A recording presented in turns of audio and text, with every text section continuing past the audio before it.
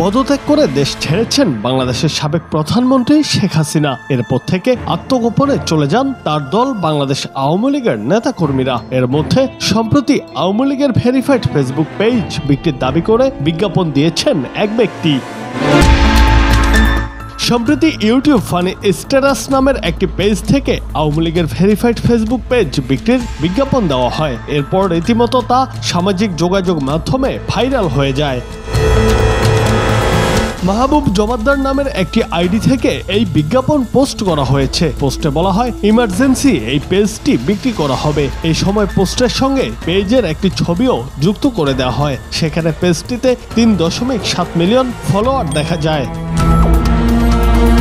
পোস্টে অনেকেই দাম হাঁকানো সহ নানা ধরনের মন্তব্য করেছেন। কেউ কেউ বলেছেন শেষ সম্বলটাও বিক্রি হয়ে যাচ্ছে। তবে অনুসন্ধানে দেখা গেছে আওয়ামী লীগের ভেরিফাইড ফেসবুক পেজটি এখনো সচল রয়েছে, নিয়মিত পোস্ট করা হচ্ছে তাতে।